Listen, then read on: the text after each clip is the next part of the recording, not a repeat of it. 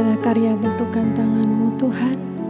Ajar kami Bapa, kami mau jadi tanah liat yang siap Kau bentuk Tuhan. Terima kasih.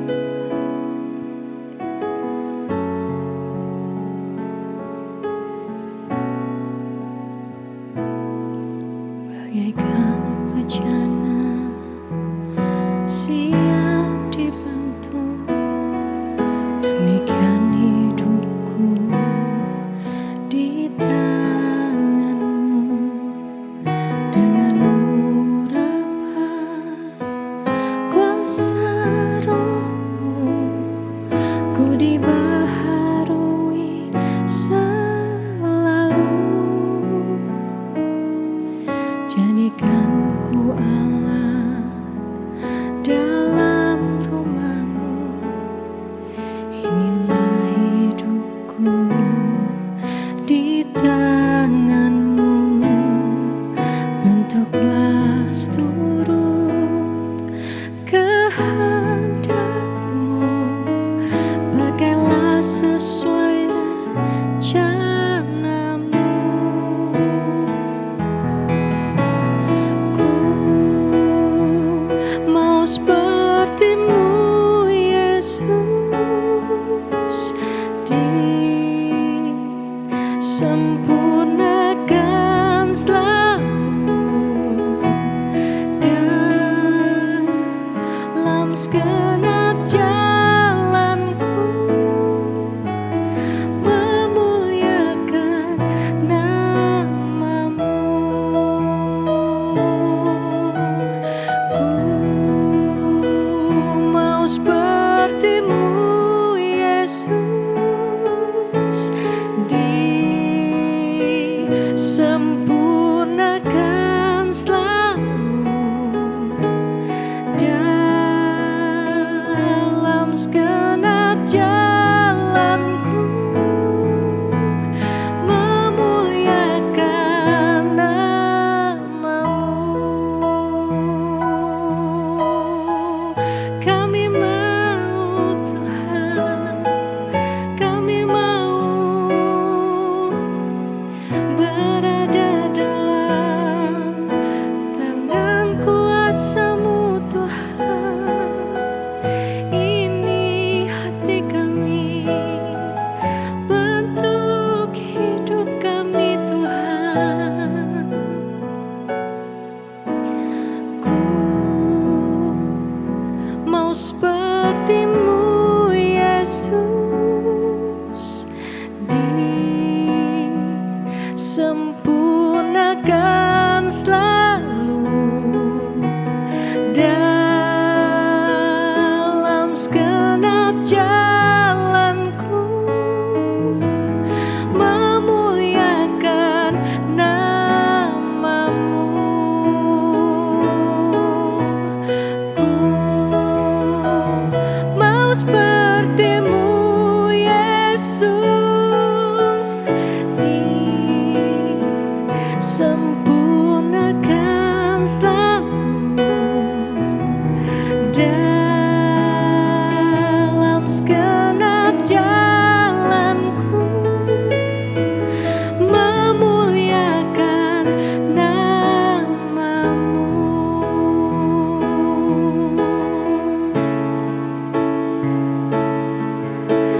Kau mengasihiku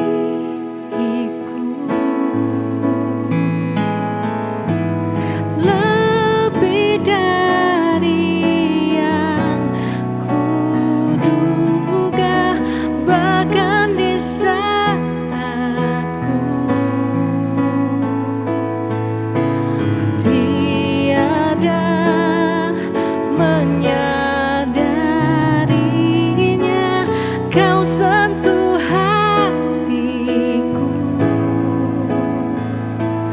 Oh, dengan kasih yang sempurna, Kau menyayangiku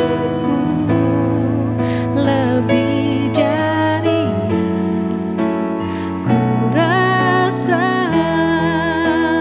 Oh, Kau mengasihi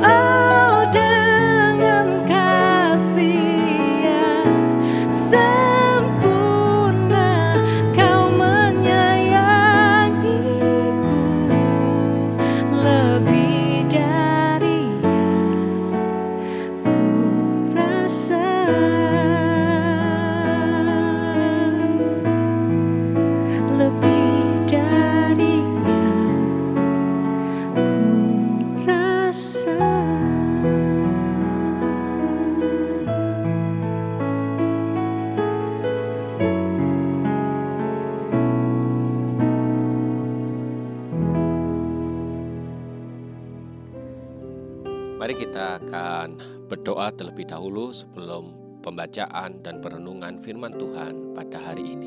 Mari kita bersatu di dalam doa. Allah yang begitu baik atas kehidupan kami mengucapkan syukur pada hari ini. Kalau Engkau mengizinkan kami mendengarkan sebagian dari firman Tuhan, dan kami akan mendengar bahkan melakukannya, kiranya kuasa Roh Kudus menyertai pemberitaan firman-Mu pada hari ini, di dalam program Skripis ini. Di dalam nama Tuhan Yesus, kami siap membuka hati ini. Amin.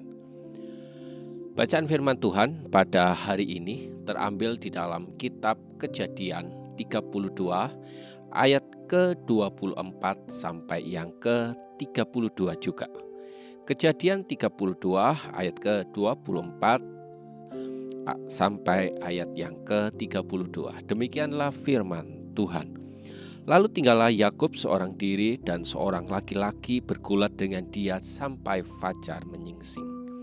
Ketika orang itu melihat bahwa ia tidak dapat mengalahkannya, ia memukul sendi pangkal paha Yakub, sehingga sendi pangkal paha itu terpelecok ketika ia bergulat dengan orang itu. Lalu kata orang itu, biarlah aku pergi, karena fajar telah menyingsing. Sahut Yakub, atau jawabnya Yakub, aku tidak akan membiarkan engkau pergi jika engkau tidak memberkati aku. Bertanyalah orang itu kepadanya, siapakah namamu? Jawab Yakub. Lalu kata orang itu, namamu tidak akan disebut lagi Yakub, tetapi Israel. Sebab engkau telah bergumul melawan Allah dan manusia, dan engkau menang. Bertanyalah Yakub, katakanlah juga namamu.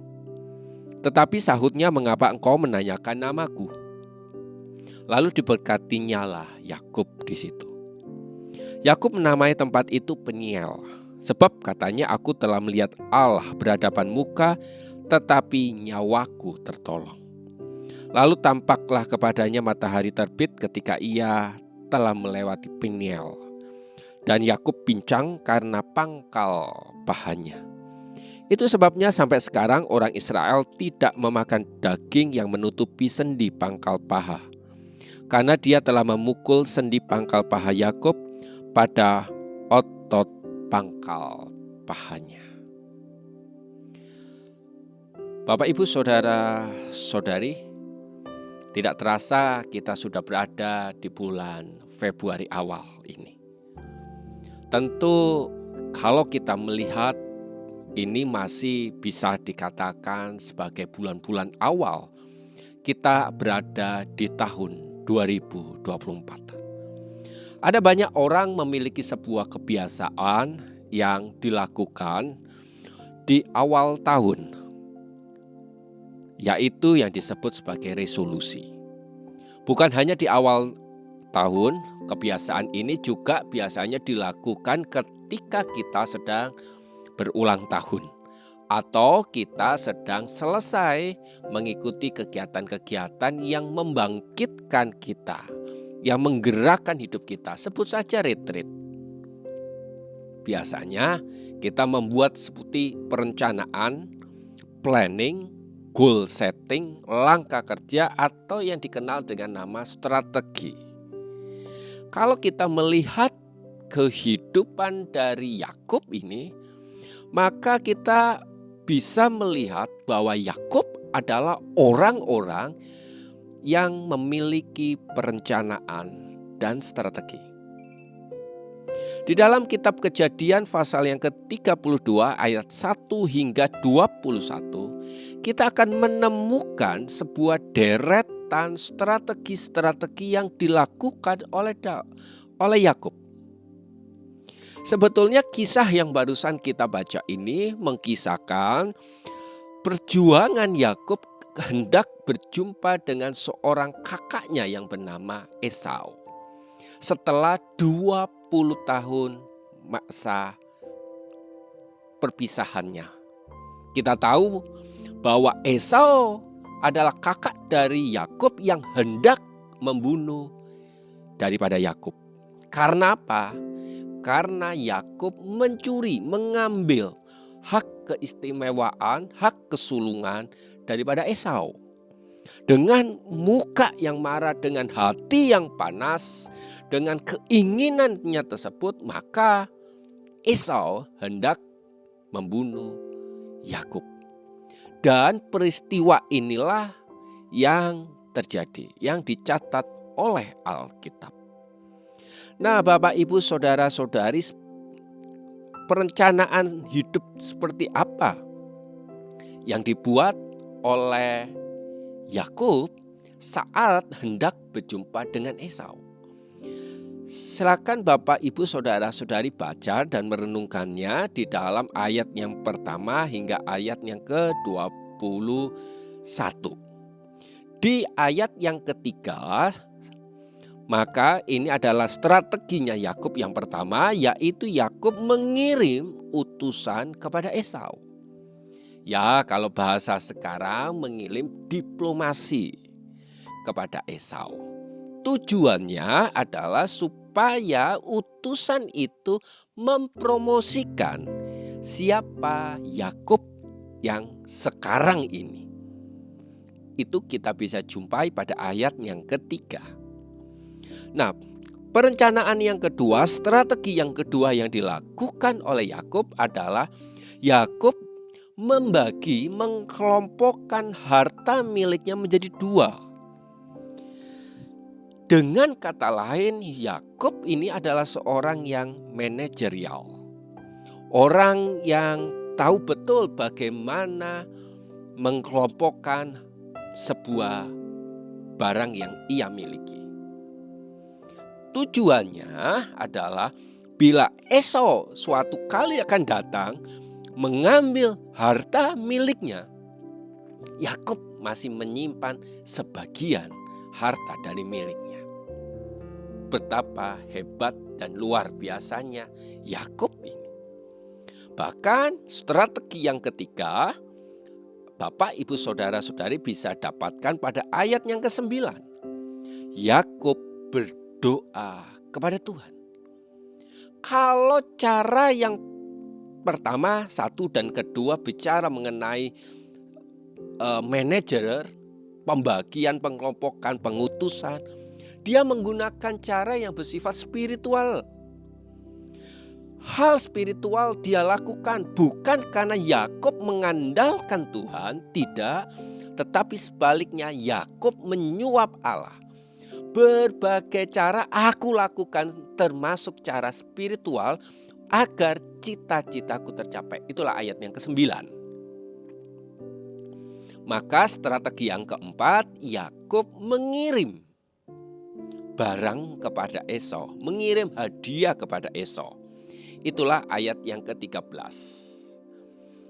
Yakub tahu betul dengan satu harapan, kalau Esau itu mendapatkan hadiah, hatinya luluh. Seperti kebanyakan daripada kita, caranya kalau ada suami yang sedang marahan kepada istri, maka pulang kerja sang suami itu membawa sedikit oleh-oleh untuk meluluhkan hatinya. Bapak, Ibu, saudara-saudari, maka langkah yang kelima yang dilakukan oleh Yakub adalah dia pun menyelamatkan saudaranya, keluarganya. Pada ayat yang ke-22. Dari deretan demi rangkaian perencanaan yang dilakukan oleh Yakub, kita bisa menyimpulkan tentang siapa pribadi Yakub itu. Pertama, Yakub adalah seorang pejuang, tahan banting. Dia bekerja keras. Dia bukan oleh orang yang mengalah dengan keadaan. Tidak. Dia adalah orang yang benar-benar bekerja keras. Berbagai cara dia lakukan sampai malam hari. Yang kedua, kita bisa menemukan karakter daripada Yakub ini. Dia adalah orang yang memiliki ambisi yang kuat untuk mencapai apa yang ia inginkan. Yang ketiga, Dia selalu orang yang selalu memberi sebuah solusi, give solusi kepada sebuah permasalahan yang dihadapi. Seperti yang tadi saya katakan, Yakub adalah seorang manajerial. Kalau dia orang yang manajerial, maka karakter keempat adalah Yakub ini adalah seorang yang strategi. Pekerja keras, ambisi, selalu memberi solusi, selalu memberi strategi.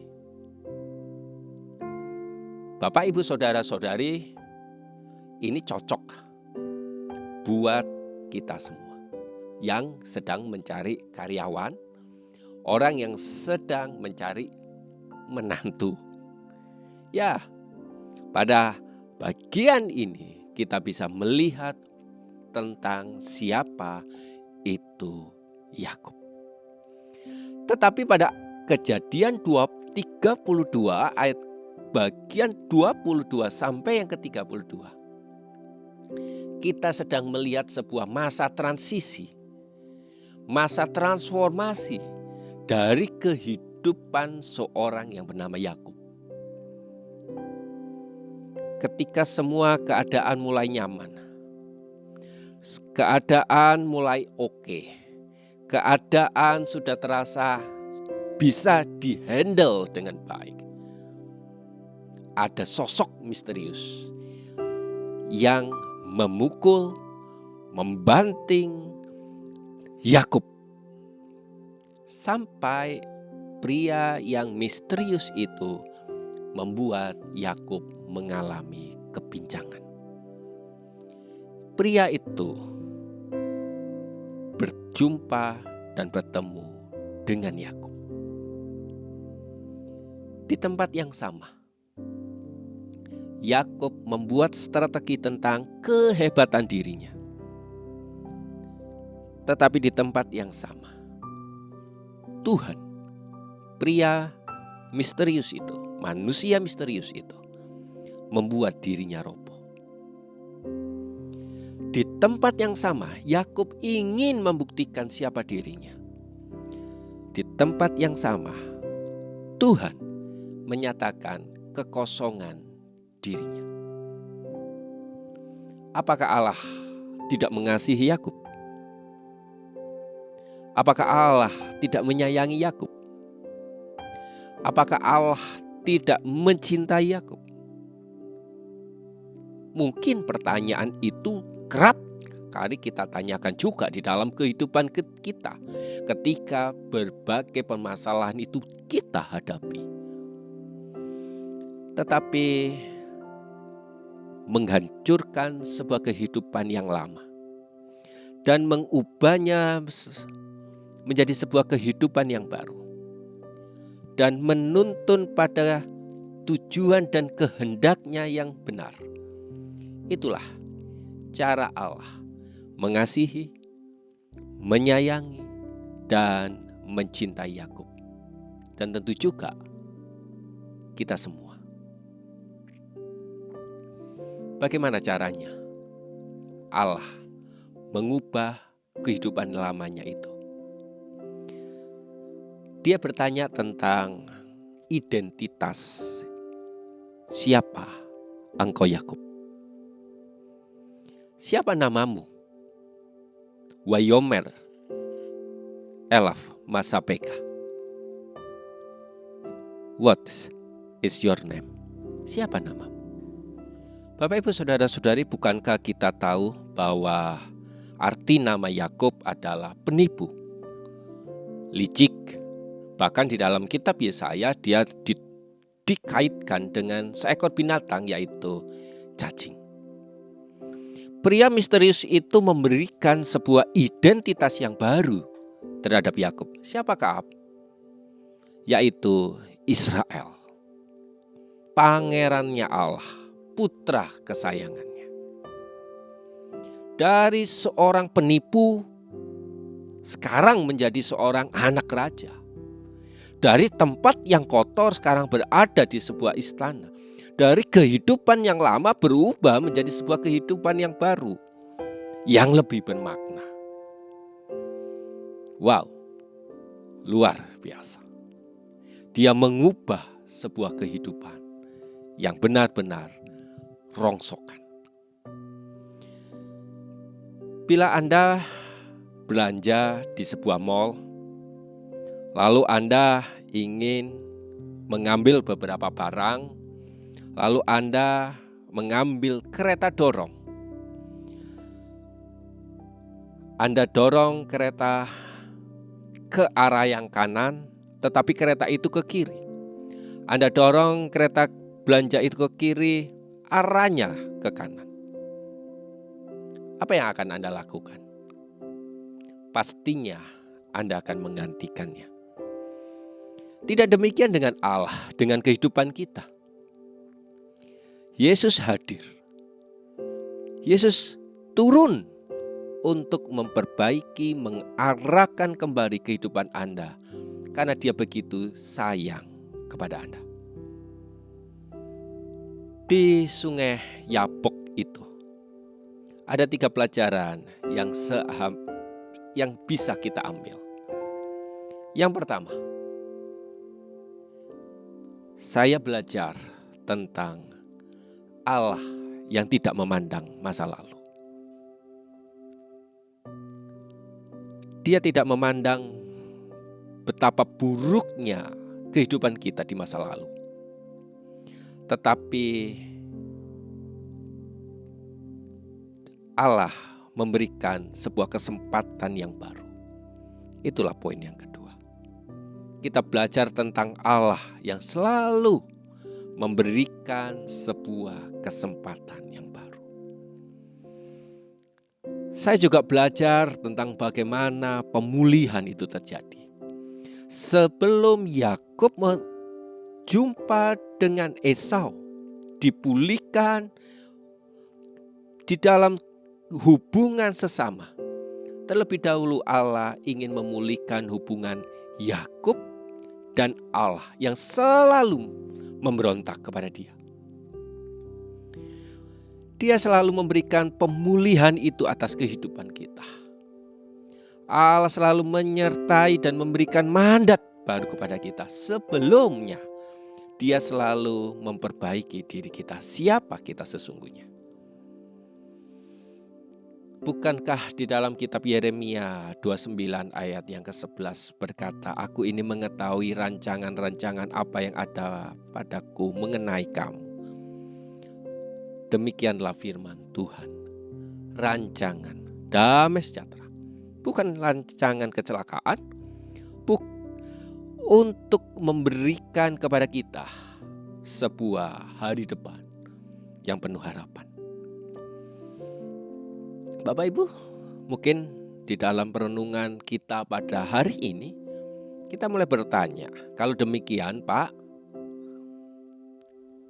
apakah saya tidak perlu lagi membuat perencanaan? Apakah saya harus mengalir begitu saja Pak?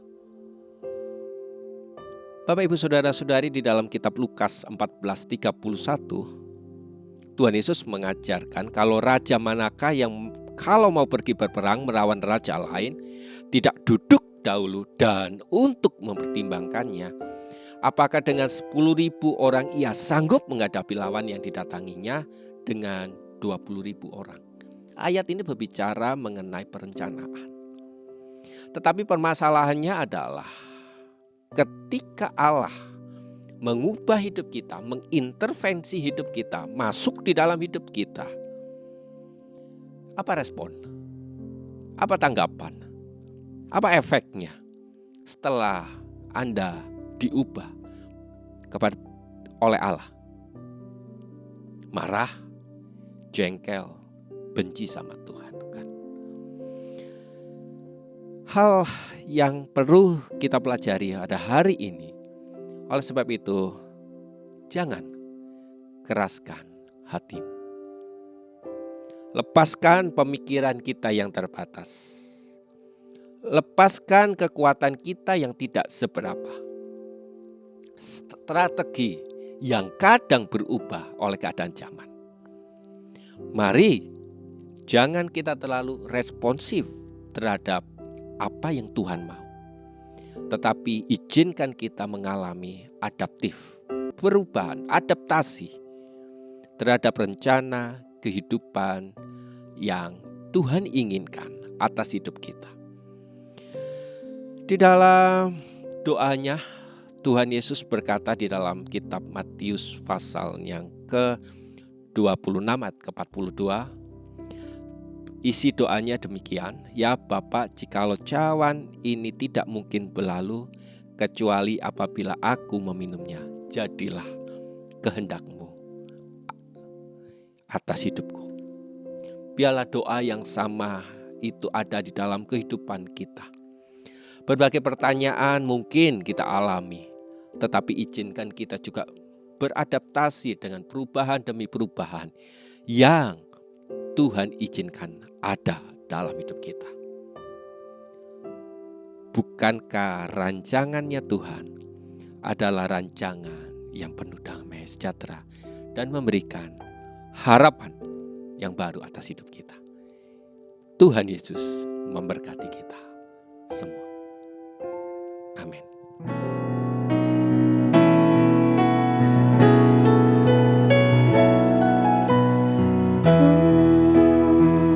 Mau seperti-Mu Yesus, disempurnakan selalu dalam setiap jalanku, memuliakan nama-Mu.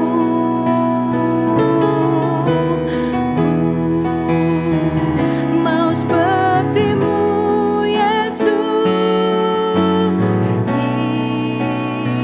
disempurnakan selalu dalam setiap jalanku, memuliakan nama-Mu.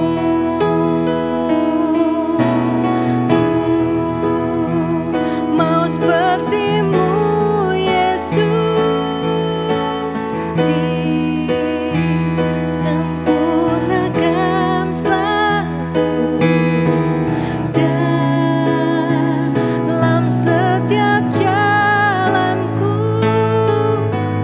memuliakan nama-Mu. Ku mau memuliakan nama-Mu, memuliakan nama-Mu.